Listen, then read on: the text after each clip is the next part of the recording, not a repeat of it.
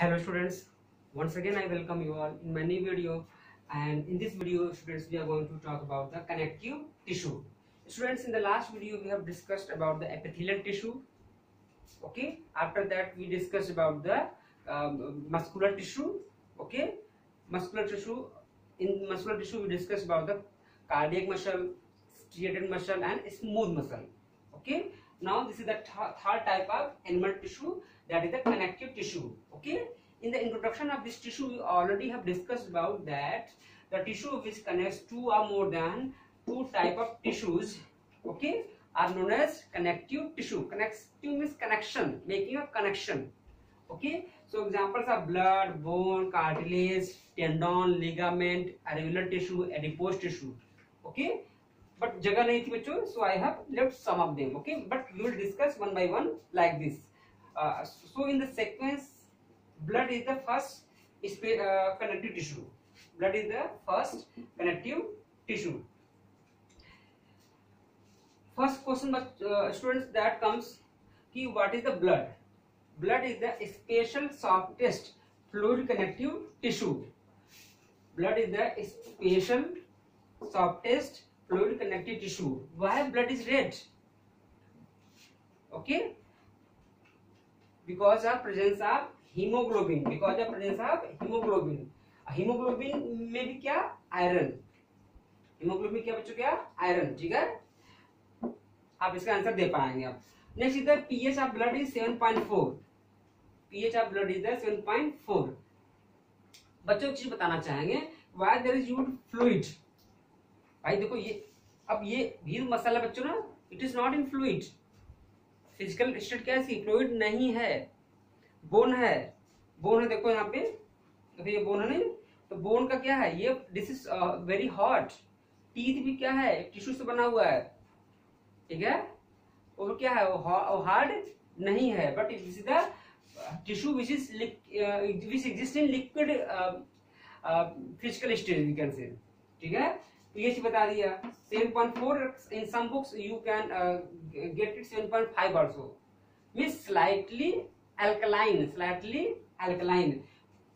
Next is the provide medium for transportation of O2. सांस लेते हैं बच्चों, सारा का सारा O2 यहाँ पहुंचना है तो ब्लड के थ्रू ही पहुंचता है. O2 हो गया, ग्लूकोज हो गया, खाना खाने के बाद यहाँ से हर सेल पहुंचता है ना इंटेस्टाइन से, that is by glucose is there. Hormone का भी होता है भाई, ग्रोथ हार्मोन निकालता कौन ग्लैंड है, पिट्यूटरी ग्लैंड. ब्रेन में होता है, ब्रेन के नीचे थोड़ा होता है कहिए तो वहां से every part of the body. ठीक है, बोन की सेल में भी जाना है, हेयर्स में भी जाना है, हर, ठीक है, हर जगह, एवरी पार्ट ऑफ बॉडी. तो कैसे जाएगा वो, by the medium that is called blood. That is called blood. Okay, CO2 का भी वापस क्या करना है, बॉडी से बाहर निकालना, that is also transported to the blood. Enzyme का भी है, मेडिसिन के लिए भी है. आप मेडिसिन खाते हैं या ओरल मुंह होते हैं ना, टंग के नीचे रखते हैं, तो पता चला वो भी क्या होते हैं, डिजॉल्व होकर के ब्लड, यहाँ ब्लड वेसल्स होते हैं, दे आर अब्जॉर्ब्ड. ओके, और they are transported through the blood every part of the body, और we can say every part of the cell. So now next is the blood is divided into two parts, or we can say blood is found with the fusion of this and this. First is the plasma. Plasma contributes 55% of total blood. Contains water, salt, or we can say electrolytes, electrolytes. ठीक बच्चों, फिर क्या है, second is the blood corpuscles. Blood corpuscles, or we can say formed elements contribute 45%. Okay students, and blood corpuscles consist RBCs, WBCs and platelets. तो बच्चों ये क्या, ये सब सॉलिड पार्टिकल्स हैं. इनके लिए क्या चाहिए, मीडियम चाहिए बच्चों ना. They need medium. तो मीडियम नहीं होगा तो कैसे होगा काम, देखिए ऐसे. सपोज ये रिवर है, ये ठीक है, अभी आप क्लास 8 पास करके आए बच्चों, इसलिए आपको थोड़ा एग्जांपल समझा दे रहा हूं. Suppose there is water. बच्चों यहाँ पे क्या एक बोट हो जाए, एक क्या हो जाए, ये बोट। अब ये बोट है बच्चों, यहाँ पे बोट, तो बोट क्या करेगी, यहाँ से यहाँ आएगी या इस तरह से इस तरफ आएगी, इस तरह से इस तरह आएगी। तो क्रॉस द रिवर जाना है, आना भी क्रॉस द रिवर है। So how it is possible with, this is possible with the water, with the water. तो यहाँ पे plasma is considered as a water, और ये जो बोट है, boat is considered as blood corpuscles. ये लिखा है ना, ब्लड कॉर्पसल्स या formed elements. Okay, blood cells क्यों नहीं लिखा है, क्यों? क्योंकि इनमें से सभी के पास कुछ ना कुछ एब्सेंट होता है। जैसे for example RBC doesn't have the nucleus, RBC doesn't have the mitochondria. Okay, in the chapter first cell we have discussed about the cell में especially plasma membrane.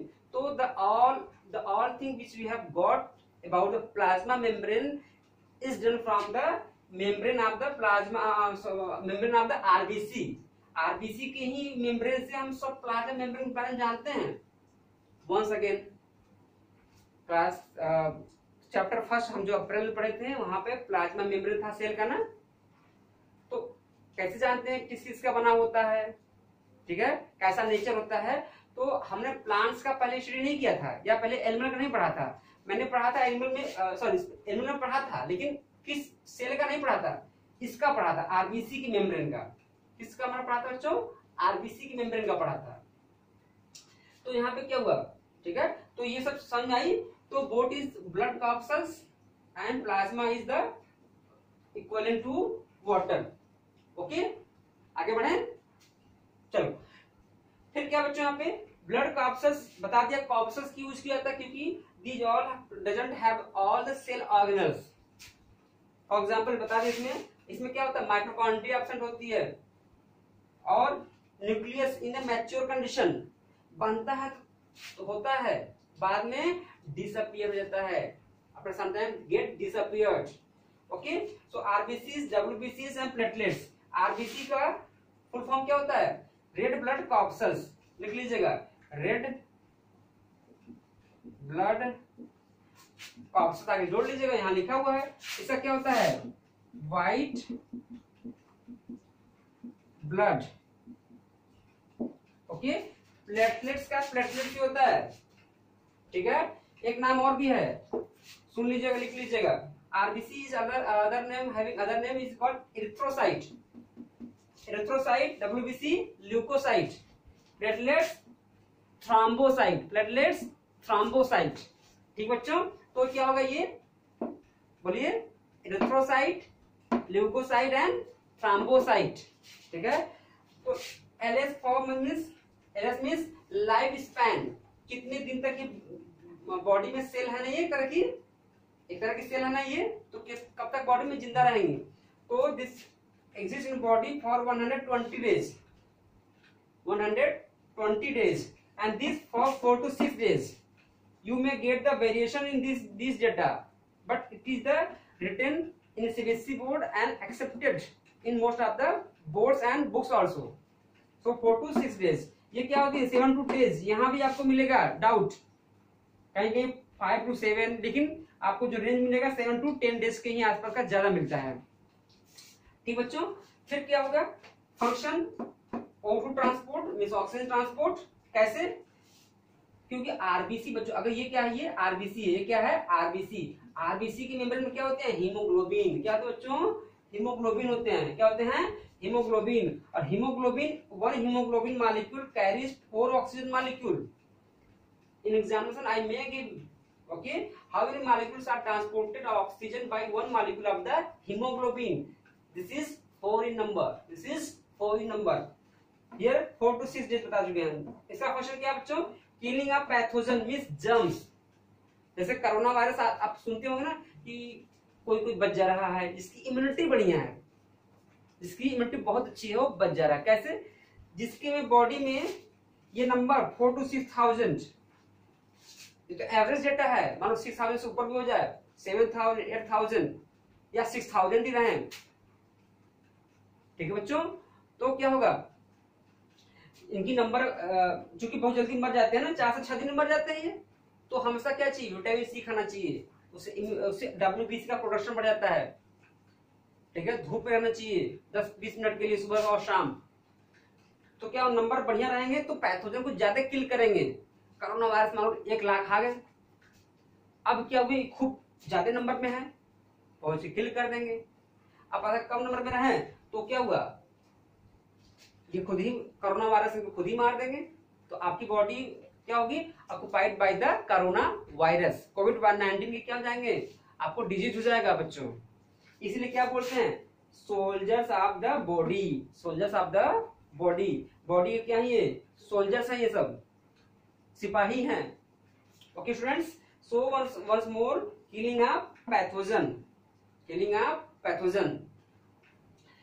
फिर बच्चों क्या है यहाँ पे, इसका फंक्शन क्या है, coagulation of blood, coagulation of blood. जब तक ब्लड में रहेगा कोएगुलेशन नहीं कराएगा, सॉरी बॉडी में रहेगा ये।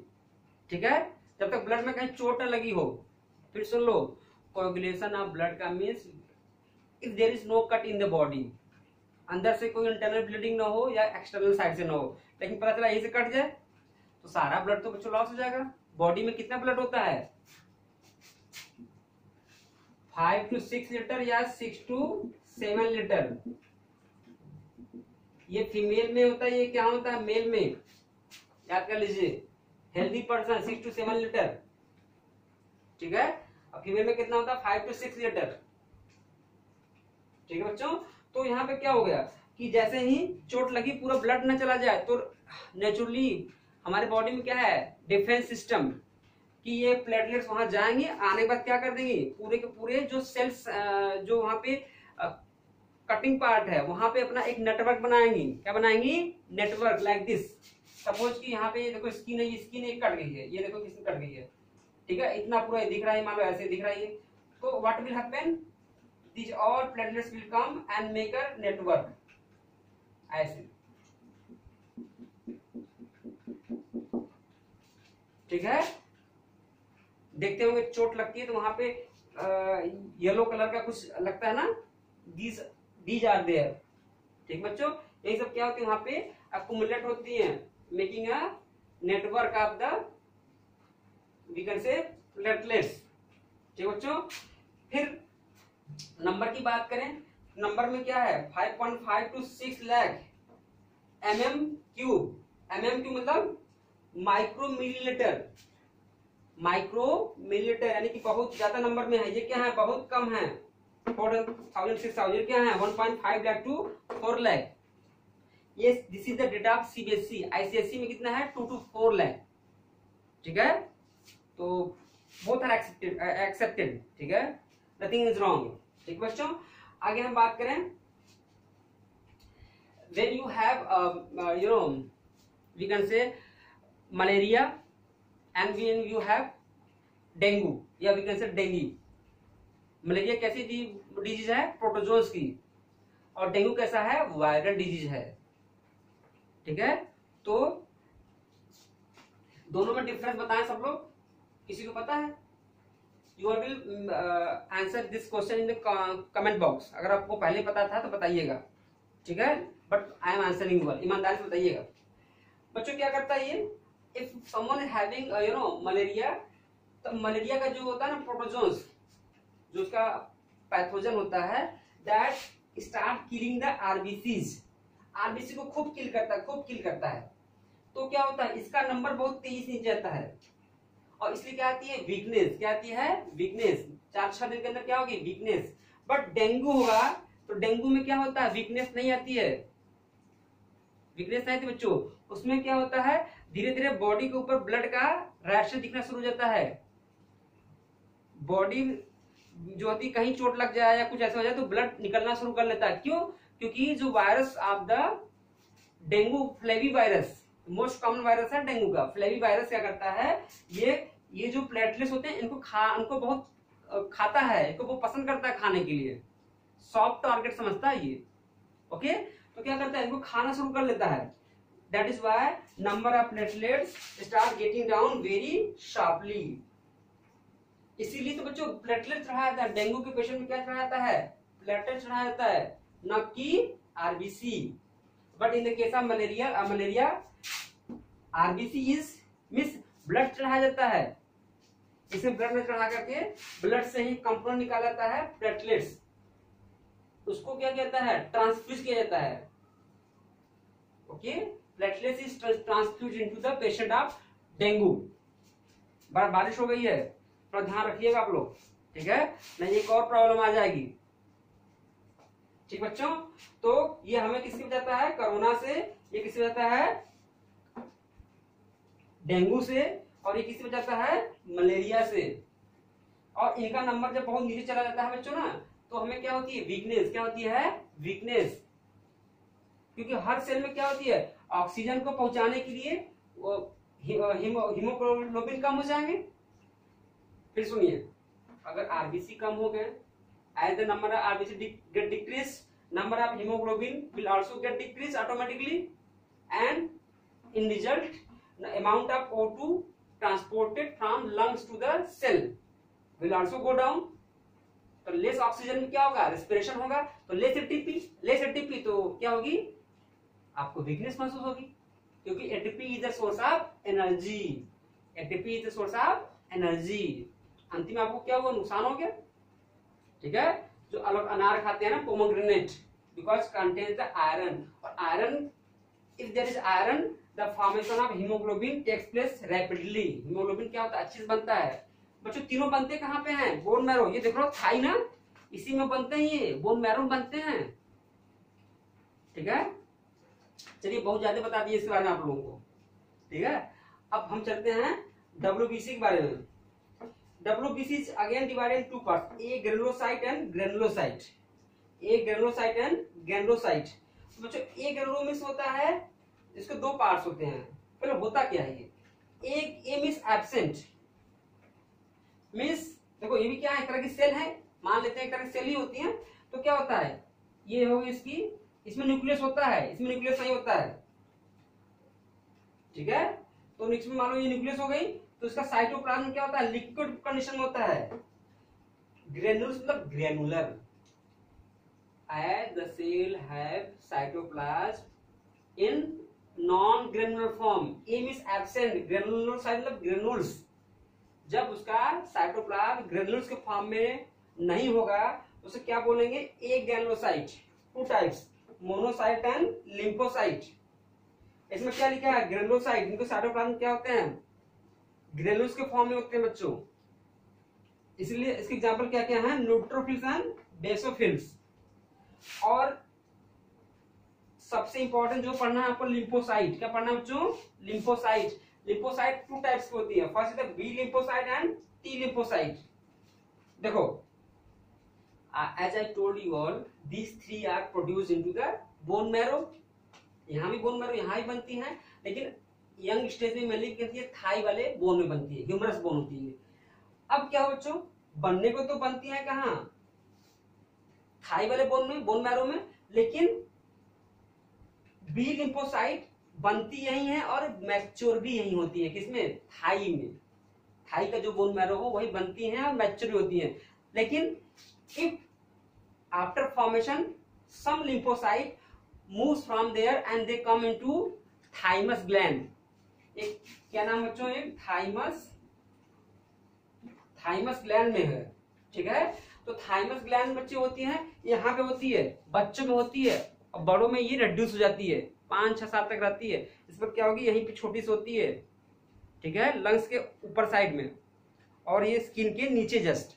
तो क्या होती है, वो रिड्यूस हो जाती है।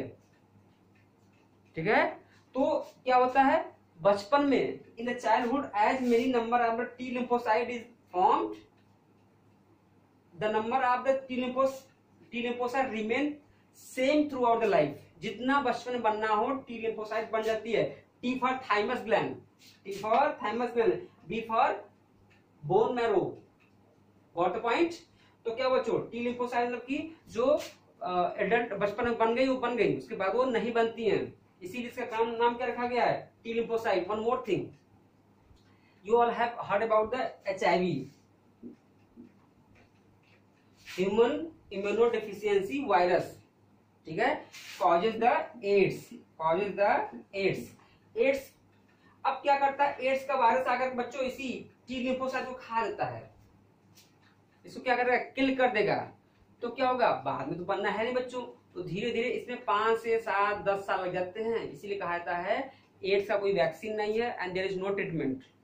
बट जिसको हो जाएगा वो धीरे धीरे धीरे उसकी बॉडी कमजोर हो जाएगी, कमजोर हो जाएगी मतलब WBC का नंबर गिरता जाएगा, इम्यूनिटी गिरती जाएगी, और कोई भी आपका ट्यूबरक्लोसिस हो गया, एनी काइंड ऑफ डिजीज, ठीक है, can capture the person body, उसकी बॉडी को अपने कैप्चर कर लेंगे, ठीक है बच्चों।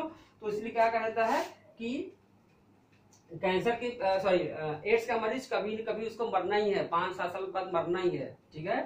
तो बच्चों इसीलिए कहा जाता है इसको क्या, WBC टाइप है ना टी लिम्फोसाइट, इसलिए कहा जाता है क्या, soldier of the body, soldier of the body, ठीक है बच्चों, ठीक है। तो I hope told you all also कि इसका अमल बढ़ाइए और कोरोना से बचिए, विटामिन सी रिच फूड खाइए, ठीक है, और धूप में बैठिए, थोड़ा योग करिए बॉडी में। योग से क्या होता है, it supplies more amount of oxygen to your body, body को क्या मिलता है, खूब ज्यादा ऑक्सीजन मिलता है, ऐसा उस पर हाई से ओम बोलते हैं ना, तो बॉडी में ब्रीदिंग ज्यादा होती है, ठीक है, तो O2 ज्यादा होता है, ठीक है बच्चों।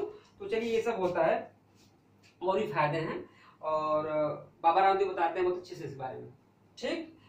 चलिए ये सब हो गया, आप स्क्रीनशॉट ले लीजिएगा, लिख लीजिए कॉपी में। चलिए, सो once again thanks for this for watching this video and take care।